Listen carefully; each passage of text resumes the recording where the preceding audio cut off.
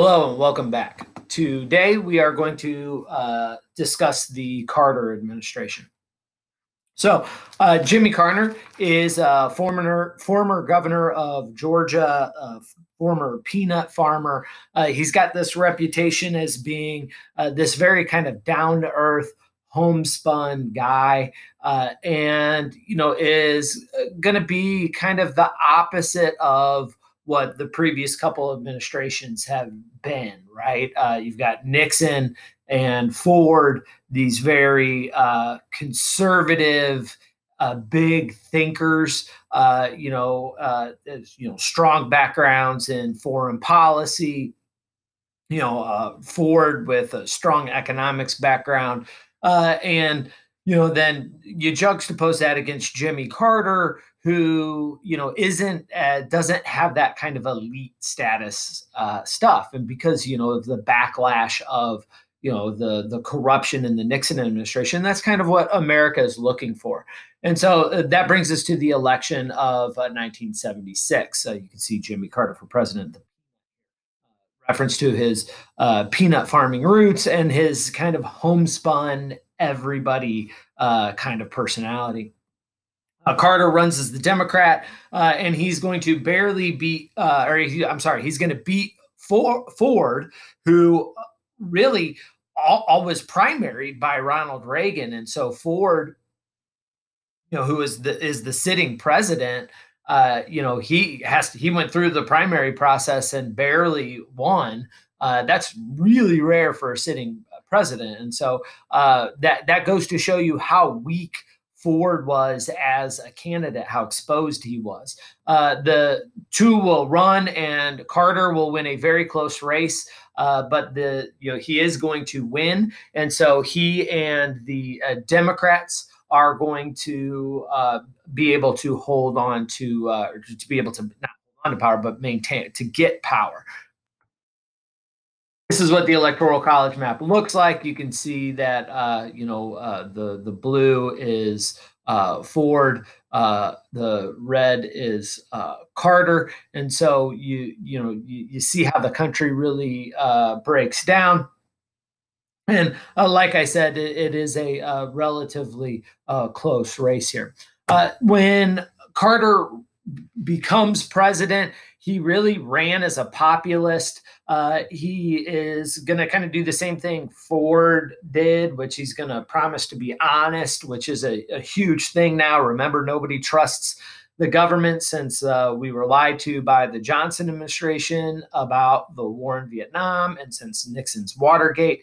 I mean, Republicans and Democrats are both tainted here with being dishonest. And so Carter says, I'm not going to do that. I'm just going to tell you the truth. And, Carter, you could say a lot of things are going to go wrong with his presidency. There's no doubt about it. I mean, this is, been one of the most criticized presidents, but he is a good guy, and will ultimately, after power, after he leaves the presidency, will have one of the most successful, if not the most successful, post-presidential career. And so they're not really careers. He's his work with Habitat for Humanity has made him just world famous and very popular. So it's one of those interesting things. Not a very popular president. Actually a really unpopular president, but a very popular post-presidential life. So he runs as a populist or as an everyman kind of person, but his administration, his cabinet are filled with a lot of business professionals, and so the people. He's not really truly a populist, but I would say in a modern sense he probably was. I think we recognize now that the federal government has expanded so greatly that when you become president, you're not just going to put a bunch of average Joes in your cabinet. They're going to be filled with experts, and part of that means businessmen. It doesn't necessarily have to be all businessmen, but the businessmen are part of that. And so when he gets into power, he's got to deal with several different things. Unemployment is, getting higher and higher. We're seeing inflation that really started under Ford, but is getting out of control by the time we get to the Carter administration. And we're seeing a rise in interest rates. And so, interest rates during the Carter administration are like 14%. That's crazy. I bought a house a few years ago, and the one that's being recorded in right now. And it was the interest rate on that mortgage was like 4% recently because of all the kind of the economic turmoil with the coronavirus.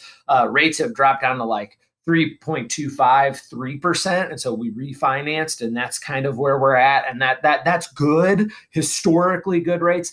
During the Carter administration, you bought a home, interest rates on those mortgages were like 14%.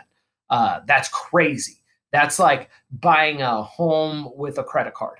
And so, it's going to make a lot of people very upset and that the federal government did not do enough to be able to manage those super high interest rates. And that's super impactful. And part of the reason why Carter ends up becoming this, very unpopular president is because, as a student or a teenager that's listening to this lecture, you might be thinking like, oh, well, whatever, who cares? 14% or whatever, that's no big deal. But as an adult, and so as the voting population, that's one of the most important economic factors out there. I mean, it's employment first, right? That's the thing you care about first, is having a job. And then, for almost all of us, our biggest purchase ever in our life, and the thing that puts us in debt for the majority of our lives, is our home. And so, just a 2 or 3 percentage point change in that is literally, over the course of that 30 years, thousands and thousands of dollars. And 14% can be, you're talking serious money that's being sucked out of the middle class. And so, Carter is going to be blamed for that. How much of that is his fault? The cause of the inflation, that's definitely not his fault. What his disconnected economic policy is, right? And so, he's just not a compromiser. He's not a great legislator, right? LBJ would make compromises. He understood how to work with Congress. Carter doesn't. Carter just is not willing to compromise on hardly anything. He's not a good people person. So he's he's not good at manipulating Congress, I should say. He's really good in a one-on-one with an average Joe type of character, but he's not very good with other legislators. And so he's not going to be able to really put out a unified kind of plan for the economy. And we'll see here later the energy crisis. The first thing, and one of the most serious things that he's got to deal with, is going to be the energy crisis. OPEC has really started to hold the American economy hostage, right? They are raising oil prices. They're limiting the amounts of oil coming in the United States because of our support for Israel in the Middle East, which is the only democracy in the Middle East, but it's located on land that used to be occupied by Palestinians. So it's very controversial what's going on over there. And OPEC recognizes they can't fight us with their military, but they can make life difficult for us by raising oil prices. And so there's oil shortages all across America during the Carter administration. As a matter of fact, people are having a lineup for gasoline. And so, Carter goes about and he passes over 100 different energy conservation bills. But what ends up happening is he's going to focus on conservation of oil and not increasing supply. And that's going to really upset a lot of people. He thinks the long-term solution is to reduce American consumption of oil. Now, maybe I think long-term, when you're talking about 100 years from now, that is almost certainly a good thing, right? It's good for the environment. It will ultimately be good for our economy. But clearly, the technology in the 1970s isn't there for reducing consumption. I mean, it's not there today in 2020, right? I mean, the gas is still the cheapest way to to fuel your car and to fuel industry. Oil's just the cheapest way to do that, even today in 2020. And so he's going to do all kinds of things to limit consumption of oil, and it's just not going to work. And one of the things he does infamously is he reduces the speed limit on the interstate highway system to 55 miles per hour. I think, was it Sammy Hagar sings a song, or Van Halen or Sammy Hagar? I can't tell. I can't remember the two because they meld. Sings the song "I Can't Drive 55," which is a complaint about driving too slow on the interstate. And that'll do it. That'll save some gas, right? If you 55 is kind of that sweet spot where you're the most fuel efficient. And so if everybody drives 55, we'll use less oil, and then hopefully the high gas prices won't matter as much. But that's a drop in the bucket. And these other conservation laws that he passes are really more environmental laws than energy laws, right? And so and the answer to this problem, to the high oil prices, it's here. It's in American oil. There are all kinds of oil reserves all across. Sorry about that. There are all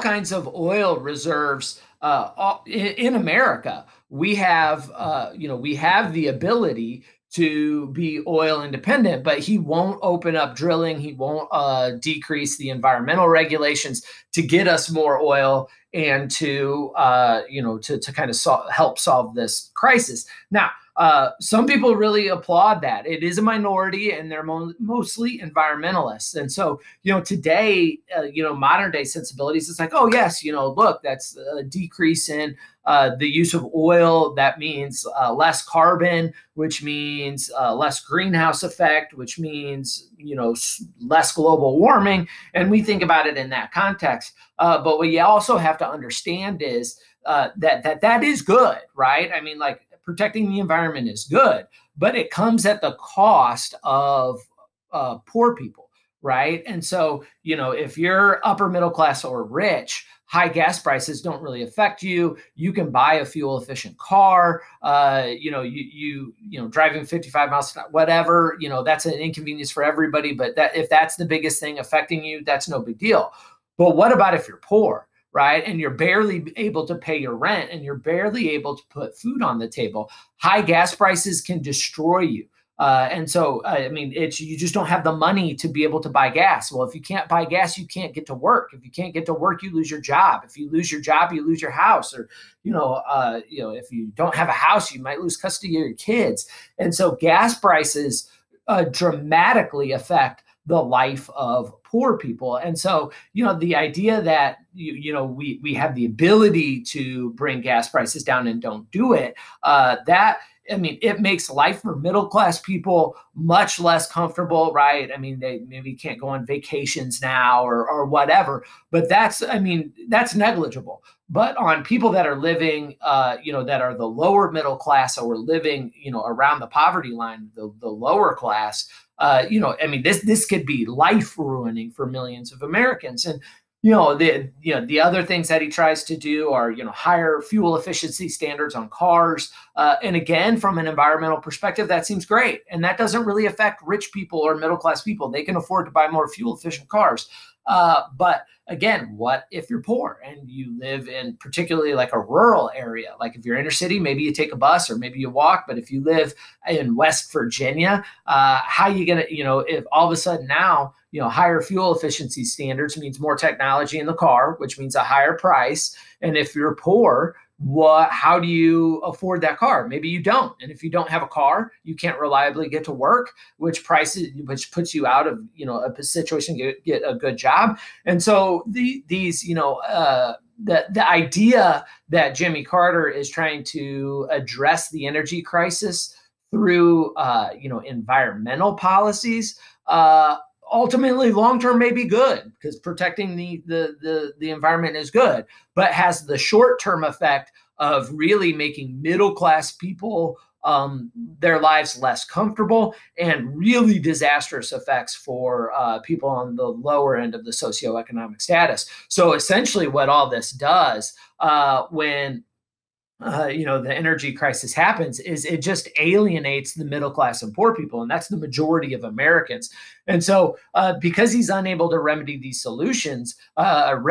problems with solutions, I should say, we start to see serious gas shortages. And so these gas stations have to put signs out say, we just don't have gas, and we're all sold out today. People are hoarding gas. And the radio stations will get on the radio and say, hey, we hear that the gas station on Washington and Third has gas. And then all of a sudden everybody in town lines up. They wait all day in line to get gas, and they're paying these extraordinarily high prices for it because of the way that OPEC is manipulating the market. There's huge demand for it, so prices have gone up. And they wait in line all day. They're paying just a ton of money for gas. They're not able to drive as much as they'd like to because they don't know the next time they're going to get gas. But some people wait in those lines for 4, 5, 6 hours. They get to the pump, and then all of a sudden they're out of gas, and they got to try again tomorrow. Imagine how inconvenient that would be. And so Carter gets out and is refusing to kind of address the supply side of the issue. With drilling for more oil that we do have. And he gives a speech about what the problem is. And this speech really kind of sums up the Carter administration and why a lot of people turn against Carter here. He gives the speech, it's called the Melee speech. Melee is just like a sad feeling. And so essentially what he says in the speech is that America is facing a crisis of spirit, that we're not willing to make the sacrifices necessary to overcome this problem. And so, he thinks if we could just suck it up and learn to live with less gasoline, that will solve the demand problem. And so prices will start to stabilize when we use less of it, but it also will solve the environmental problem. And so, the speech goes out, and the average American, what they hear is that Carter is blaming the problem on them.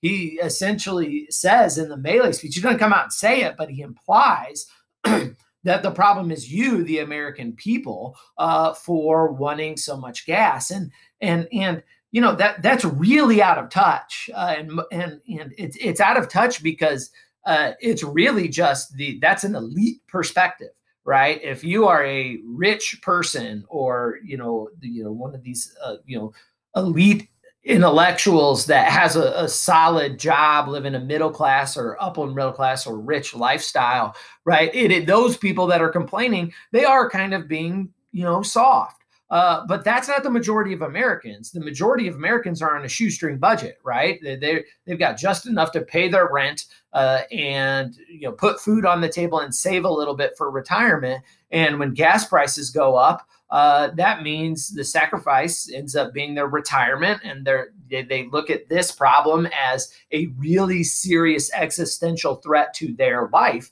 And then for poor people, it's even worse, right? Because it's, how am I going to be able to get to work? And if I can't work, how I might not, I don't have to worry about retirement. I'm probably never going to retire anyway, right? But if I can't get to work, I have to worry about losing my home or not being able to pay my rent. And so it's really just this out of touch kind of thing. And so, a lot of Americans are turning against Carter, because of these domestic issues. And then we have the Iranian hostage crisis. And this is just going to be the nail in the coffin for Carter. So America has been supporting the Shah of Iran for a long time now. And the Shah is essentially like a dictatorial figure in Iran. Iran has got a lot of oil. It's part of the Persian corridor, so it was strategically important during World War II. It's how we supplied the Soviet Union during World War II with goods. We shipped oil and food and ammunition through Iran during World War II. And so Iran was strategically important for us. So we supported the Shah, who was very pro-American, and he allowed us to do that. Well, while we were there, we weren't super friendly to the Iranians, and so the military. I mean, there were instances where our military drivers were uh, driving supplies through Iran where like innocent civilians, like civilians would get hit in traffic accidents, not on purpose, but the American soldiers would just like keep driving. And so those are terrible things, but, not necessarily like major humanitarian crises. But the Iranian people really didn't like the American presence in Iran. But they had to live with it because the Shah was allowing us to stay there. Well, the Shah was not a good guy either. We supported him because he was strategically important during World War II. Iran was, and then the Shahs subsequently were supported because they weren't communist, and so we kind of like we talked about in previous lectures. Sometimes we supported some bad guys because the other side was worse, and so the Shah kind of had been persecuting his people, and there was a revolution and they kicked the Shah out. Well, the people of Iran kicked the Shah out. Well, America helped reinstall the Shah. And so the people's will was to get rid of the Shah, and we reinstalled him. And when we reinstalled him, that just was it for the people of Iran. They were like, all right, America is not supportive of us. They're supportive of the Shah. The Shah's not been treating us well. Right? They've been persecuting people, political prisoners, right? They've been stealing from the government. They've been corrupt. And so the people want them gone. Well, eventually in 79, the Ayatollah Khomeini, who's a religious leader in Iran, he is going to start a revolution that is going to seize the American embassy and kick out the Shah of Iran for a second time. Well, when they take over the embassy, it's a surprise, and we're not actually able to get all of the Americans out. And so these Iranian revolutionaries, they overthrow the Shah, and they take hostages, American hostages, and they control our embassy, which has lots of secret documents in it. One of those documents is a plan to to help keep the Shah installed in power, which a contingency plan kind of deal with, which is going to enrage the Iranian people. And so there's just this popular uprising in Iran, and they install a religious government in Iran under the Ayatollahs. They institute Sharia law, which is strict Muslim law, and they have 52 American hostages. And Carter wants the hostages back. He's going to make one attempt to try and get them back militarily. He tries to negotiate with them, but the Iranians sense that Carter is weak. And so they're not really willing to negotiate. It's more important for them to hold on to the hostages to make sure America doesn't invade and kick out the Ayatollahs, right? Because as long as we have they have the hostages, they could kill the hostages if we invade. And so it's a kind of a trump card there. But it's also valuable to them because they want to be a major power player in the Middle East. And the Middle East doesn't really like the United States because of our support for Israel and other things. And so the holding the hostages make us look bad. And so they're not really willing to negotiate with Carter. And so Carter sends in the Delta Force. The Delta Force goes in, and because it's kind of rushed and there's some bad planning, there's a helicopter accident. The attempt just fails. The Delta Force has to be extracted out. I mean, it's kind of the world sees it, and it's this just big failure. And then after that, Carter doesn't feel comfortable using the military again, and that again sends a signal of weakness to the Iranians. And so the hostage crisis is going to continue to go on. There's these negotiations that are happening. The Carter administration is talking to the Iranian government, and then something happens that's going to further infuriate the Iranian government. The Shah has been kicked out. They want the Shah back because they want to put the Shah on trial, and that's like kind of the one thing that Carter can give them to potentially, get our hostages back. And the Shah gets sick. Now the Shah's not in the United States, and so when the Shah gets sick, he wants to come to America for treatment because America's got the best healthcare system in the world. It's an expensive healthcare system, no doubt about it. But when people get extremely sick or they need the best and newest treatments, you come to the United States. And so Carter, because he's a good dude, right? He's a good guy. He's going to allow the Shah to come into the United States for treatment. Well, guess how the Iranians interpret that?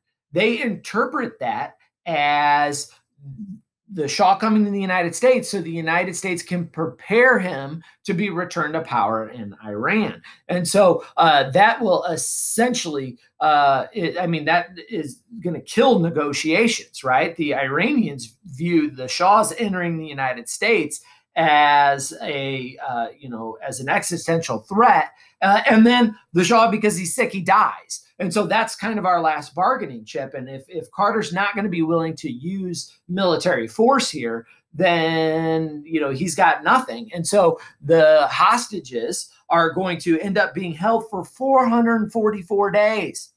444 days. This is on the nightly news. I mean, every time you turn on your TV and the news comes on, there's like in the bottom corner of the TV over here, there's like a counter and it says, day 1 of the hostage crisis, day 10, day 24, day 132, day 311, day 443. And so the clock is ticking, and every time it ticks, it just shows the American people that Carter doesn't have what it takes to solve this foreign policy problem, right? He's just not, the American people just view him as not being tough enough to solve this problem. Well, while this is happening in 82, so as we get close towards the election time, Ronald Reagan ends up being the Republican nominee, and his nickname is Ronnie the Ray Gun, right? And so this guy's like a foreign policy hawk,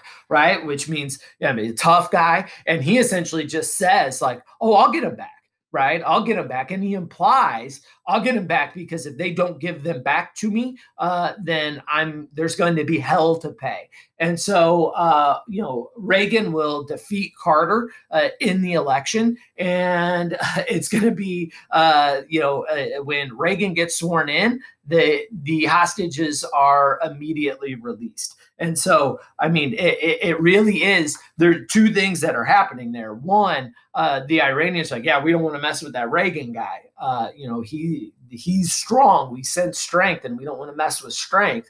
But the other thing is, it's like a slap in the face to Jimmy Carter. It's a way for the Iranians to say, "Ha ha, we beat you, Carter," and so it's really kind of insulting to Carter. And so this is probably even more than the raising interest rates and inflation and the energy crisis. The Iranian hostage crisis is the thing that the Carter administration really gets the most amount of blame for. These hostages didn't have to spend over a year in Iranian control.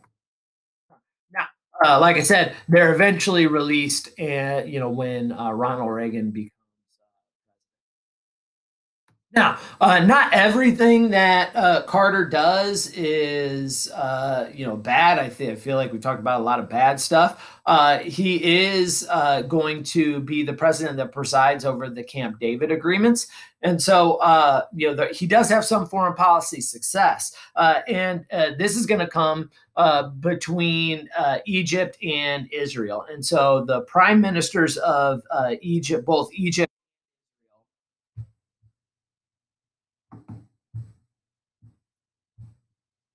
Says I'm offline. I don't understand. The